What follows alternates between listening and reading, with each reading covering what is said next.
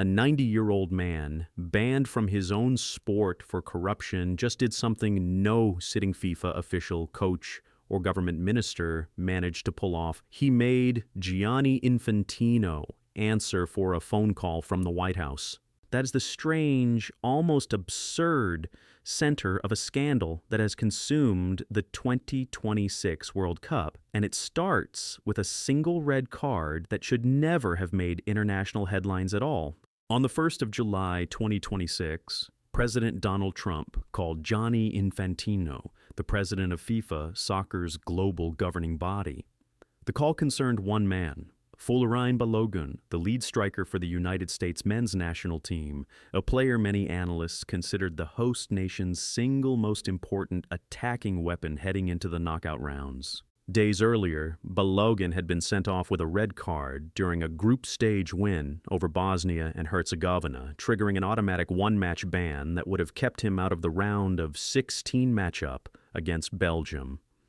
4 days after that phone call, FIFA's disciplinary committee did something it had not done in more than 60 years. It suspended the ban for a probationary period of 1 year, alongside a $40,000 fine that the United States Soccer Federation quietly agreed to cover. Balogun walked onto the pitch against Belgium as if the red card had never happened, and millions of viewers were left wondering how exactly that outcome had been reached. The White House did not deny the call. President Trump confirmed it himself, insisting he had only asked for a review, nothing more. He said he did not think the tackle was a foul at all, that it looked like two athletes who simply collided in a normal, physical moment of play, and that the real disgrace of that match was the referee's overall performance. He added, almost as an aside, that he did not fully understand what a red card even was until someone on his staff explained the rule, and that once he understood it, the whole situation made no sense to him as a fan. He also took a swipe at the referee's credibility, suggesting something was suspect about the official's history without laying out any specific evidence. Infantino told a more carefully worded story. He said FIFA's judicial bodies operate independently of outside pressure, that he explained to the president there was an active legal process already underway, and that the case would be resolved by the appropriate internal committee on its own timeline, unrelated to the call from Washington. Whether that timeline was in fact accelerated by a call from the Oval Office is exactly the question nobody inside FIFA's Zurich headquarters has answered with anything more specific than a repeated assurance of independence. Here is where things got politically ugly and fast. Within hours of the reversal becoming public, Europe's soccer establishment erupted almost in unison. UEFA released one of its sharpest public statements in years, accusing FIFA of crossing a red line that should never be crossed in a competition of this magnitude. The Federation described the decision as unprecedented, incomprehensible, and unjustifiable, and warned that decisions made under a World Cup spotlight carry consequences that outlast a single tournament. When the certainty of the rules cannot be guaranteed equally to every nation, UEFA argued, the integrity of the entire sport ends up on trial. Belgium's Football Federation, whose team had to face a player who, by the rules that existed before the phone call, should have been sitting in the stands, formally demanded an explanation from FIFA and got, in the words of several officials, essentially nothing in return. Egypt's federation filed a separate complaint naming a referee and his entire officiating crew after a controversial call in one of their own matches, adding to a growing sense among smaller federations that the tournament's officiating standards had become unmoored from any consistent framework. 72 members of the European Parliament signed a letter demanding a full investigation into FIFA's decision-making process. Morocco's national team coach raised a quieter version of the same complaint after a disallowed goal that ended his country's run, noting that a foul committed 25 seconds earlier had been reviewed by VAR, while a handball in the immediate build-up to that same goal escaped scrutiny entirely. Then came the voices that carry real, lasting weight inside the sport, the kind of authority money and political connections cannot buy. Gary Neville did not hedge his assessment. He called the reversal a stain on the World Cup. "It stinks," he said, two blunt words with no qualification. Jurgen Klopp put it even more simply, saying this is our game, not theirs, and warning that if outside pressure had genuinely shaped the outcome, the tournament's underlying credibility deserved to be called into question. The Telegraph ran an editorial with a headline needing no elaboration: Gianni Infantino must go. Broadcaster Jeff Stelling, not typically known for dramatic statements, joined calls for Infantino's resignation, arguing that the way the reversal was handled was simply incompatible with the credibility a FIFA president is supposed to embody. But the moment that actually broke through to a truly global audience did not come from any of these already familiar critics. It came from a 90-year-old man living quietly in Switzerland who has been formally banned from all FIFA activities since 2015, Sepp Blatter, the organization's own former president, forced out under allegations of corruption and financial mismanagement that shadowed the final years of his 17-year reign. On a Monday morning, without warning, Blatter posted a short statement online. Just 3 sentences, 44 words total, ending with a 2,000-year-old Latin phrase that became the single most repeated question in world soccer within hours. Quo vadis, meaning simply, where are you going? His words were direct and unadorned. Red cards, he wrote, are not overturned by phone calls. They are overturned by rules, evidence, and independent bodies. If an outside call reaches a sitting FIFA president and a suspended player is suddenly cleared right before a knockout match, the question is unavoidable. He closed by warning that soccer must never be allowed to become a playground for political power, a line quoted and translated across dozens of languages within a single afternoon. Think for a moment about how strange that particular moment actually is. The single most credible voice questioning FIFA's independence in this entire scandal turned out to be a man that FIFA itself judged and removed from power for corruption, a man personally denied entry to FIFA's own showcase events for more than a decade. And in this one specific instance, almost nobody across the sport was willing to publicly say he was wrong.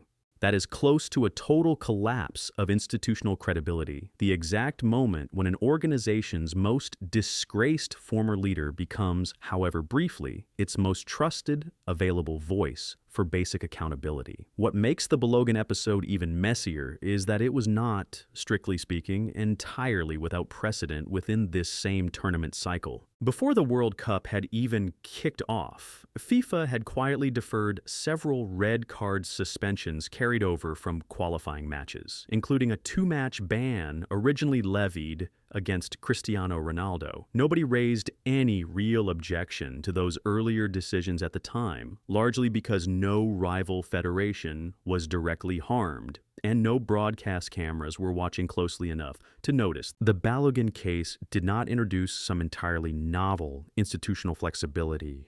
It simply made an already existing pattern of quiet leniency suddenly and unavoidably visible in the middle of a tournament watched by an estimated 1 billion people worldwide.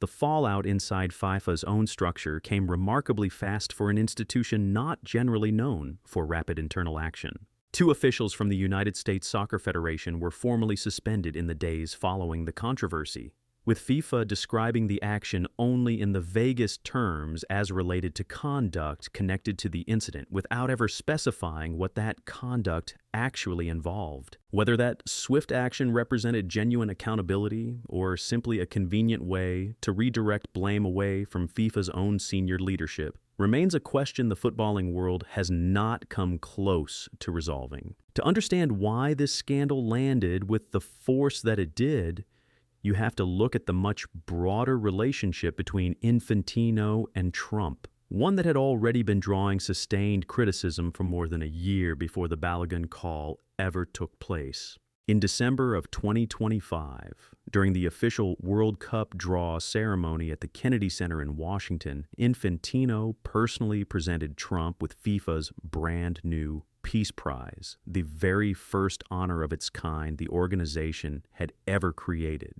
Infantino described Trump's leadership as exactly what the world wants from a leader, language that drew immediate criticism from human rights groups and several member federations who felt the moment was inappropriately political for an organization that officially claims strict neutrality. That decision alone triggered a formal ethics complaint from a human rights advocacy group, which argued Infantino had violated FIFA's own neutrality rules on 4 separate counts. Infantino did not back down under that pressure at the time, and has not backed down since. When pressed by journalists, he called the criticism overblown and insisted Trump, in his own words, objectively deserved the recognition. Around that same period, financial disclosure records showed that Trump had received roughly $15,000 worth of complimentary FIFA World Cup tickets, a gift arranged through his personal relationship with Infantino, adding yet another layer of scrutiny, just as European lawmakers were already pressing for answers over the Peace Prize complaint. Infantino has visited the White House on multiple documented occasions over the past several years, and Trump has publicly praised his stewardship of the tournament on more than one occasion, often in unusually warm and personal terms rarely extended to international sports administrators. Critics across the football media landscape have not been shy about naming exactly what they believe is happening beneath these friendly gestures. One widely circulated commentary piece in a major British newspaper described Infantino's public admiration for Trump as having left world soccer, in the writer's own words, with blood on its hands, arguing that the FIFA president's willingness to align himself so visibly with a sitting American president exposed the entire organization to exactly this kind of credibility crisis the moment the Balogun call became public. Bipartisan skepticism inside Washington itself had already been quietly building well before this World Cup even kicked off, with observers across the political spectrum openly questioning why the head of a supposedly neutral international sports body was cultivating such a visibly personal, almost fraternal relationship with any single national leader. Infantino has defended the closeness of the relationship in blunt, practical, almost transactional terms whenever questioned about it. He has said publicly more than once that maintaining a strong working relationship with the sitting American president is simply essential to running a successful World Cup on American soil. Given the enormous scale of security coordination, logistics, and federal cooperation required to stage a tournament involving 48 national teams across 16 host cities in 3 countries. That argument carries a certain practical logic on its own terms. It does very little, however, to explain why a single red card involving one American player needed a personal phone call from the Oval Office in order to be reconsidered by a supposedly independent judicial body. And here is the twist that almost nobody in either Washington or Zurich seems eager to discuss out loud. None of the political maneuvering actually worked, at least not in the way anyone following the story might have expected. Balogun took the field against Belgium exactly as planned, cleared and eligible under FIFA's amended ruling. The United States lost anyway 2-0 in front of nearly 67,000 fans packed into Lumen Field in Seattle. Belgian midfielder Nicolas Raskin did not waste the opportunity for a pointed comment afterward, telling reporters that there is always justice somewhere in life, a deliberately understated way of suggesting that all the political maneuvering in the world could not ultimately buy a favorable result on the pitch. The United States men's national team, co-hosting the very tournament at the center of this controversy, was eliminated in that same match, and the specific question of Balogun's eligibility instantly became, in strictly competitive terms, almost entirely irrelevant, except, of course, it was never really about the competitive outcome of one particular match to begin with. It was always about what the episode revealed regarding who actually holds real decision-making power inside the world's most financially powerful sports organization, and how thin the line apparently is between formal independence on paper and informal influence in practice. As the World Cup has moved deeper into its final stages this month, with the championship match approaching later in July, the question Blatter first raised in those 44 words has continued to follow Infantino to nearly every public appearance since. Reporters have repeatedly pressed him on whether the Balogun decision has permanently damaged public trust in FIFA's disciplinary process. His answers have remained remarkably consistent and consistently unsatisfying to his loudest critics. Independence was fully preserved. The internal committee followed established regulations, and any suggestion otherwise misunderstands how FIFA's judicial committees are structured to operate. That answer might be entirely accurate as stated, or it might simply be an institution protecting itself with carefully chosen language rather than verifiable evidence. The uncomfortable truth underneath the entire controversy is that there is currently no independent way for the public to verify with certainty which explanation is correct, because the same organization whose independence is being questioned also happens to be the only source vouching for that same independence, a closed loop that satisfies almost nobody outside FIFA's own leadership. Soccer as an institution has weathered plenty of governance scandals before this one, and Blatter's own presidency is itself the most obvious historical proof of that. His tenure at the top of FIFA ended in genuine disgrace, following corruption and financial mismanagement allegations that ultimately took down several senior officials alongside him and led directly to his own multi-year ban from the sport he had led for nearly 2 decades. But there is an important distinction between corruption involving money quietly changing hands behind closed doors, and a different, arguably more corrosive kind of damage entirely: the slow erosion of public belief that competitive outcomes are determined by the agreed-upon rules of the game itself, rather than by outside political relationships and personal favors. Financial corruption, however serious, can ultimately be investigated, prosecuted, and contained.